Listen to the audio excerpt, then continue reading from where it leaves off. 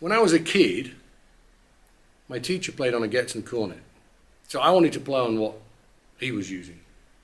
Except at that time, Getzen wasn't really established as a major trombone brand. So you can imagine my excitement some 10 years ago when I opened discussions with Kristen as to re-establishing, if you like, really establishing Getzen as a major premier line trombone brand.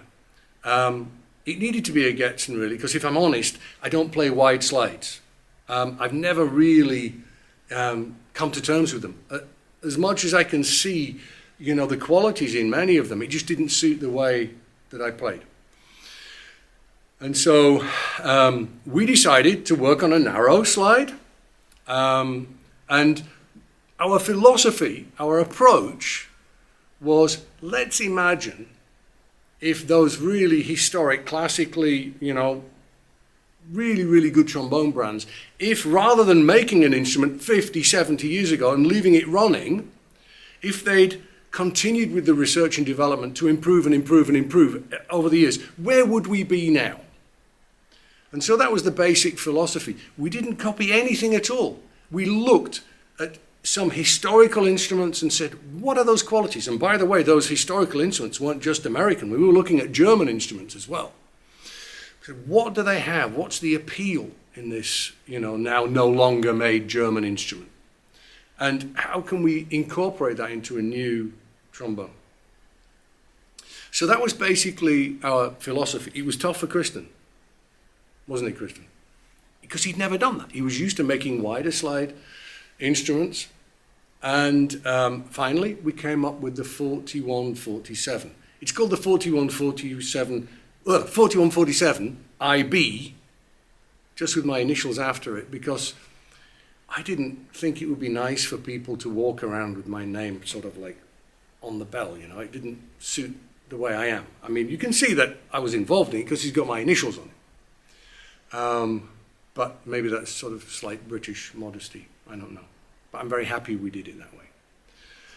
And we've continued to develop and develop and develop over the years. The instrument has ever so slightly changed in the same way as Formula One racing cars change every year slightly. And what we wanted, what we were working on, we were looking for resonance.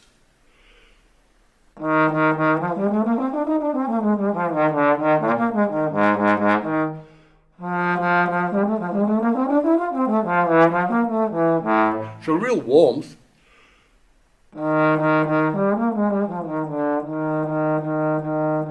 Real warmth and resonance without having to work. It took me a good 6 months, I would say, to come to terms with not having to work, not having to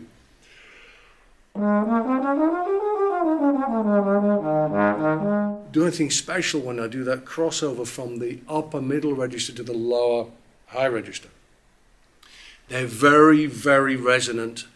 The more you work, the more you pull yourself away from the center of the note. This is an instrument to relax into. This is an instrument to make your life easier. And it goes in one run. All the way through the registers. So it's got, for me, it's got just that right element of resistance in the instrument. We need resistance in an instrument. If we have no resistance, the resistance is going to come in somewhere else in the body, and that we don't want. We want to be relaxed. We want the instrument to do the work. We want the instrument to resonate for us, to speak for us. There's I always compare it to like an automatic car. There are stick shift cars where you have to change gears to go through different speeds, to go through, if you like, different registers on the instrument. And then there's the automatic ones. This is an automatic instrument that will go across all of the registers without you having to make technical allowances for the instrument. To be frank, for me, this is the greatest orchestral trombone ever developed. I'm only sorry that I never had it when I was in an orchestra. But it does allow me to just play wonderful, free, easy solo recitals. I play 2-hour solo recitals, and I've never had an instrument that's as reliable as this. I actually have, on several occasions, in the intermission of a concert, sent a text message to Kristen to say, thank you, you saved me. There are notes that I know I would have missed on any other instrument that I have ever had. And they are so big on this instrument, you can't miss them. Well, you can, but you know what I mean. So, because the body is relaxed, because the instrument is so perfectly balanced, I'm relaxed. Stamina is not an issue. You can play for so much longer. So, that's it, basically, how it works. One piece of advice when you try any new instrument. Let's say you play on a bark. Nothing wrong with that. You play on a bark. You decide to try one of these or a different type of instrument, and you pick up this and you play it in exactly the same way as you play your bark. You use the air exactly the same way as you play on your normal instrument. And then you say, oh, I don't like it. It doesn't respond the same way. Well, of course it doesn't. It's like you've got to really... So when you try a new instrument, try to understand what the instrument needs.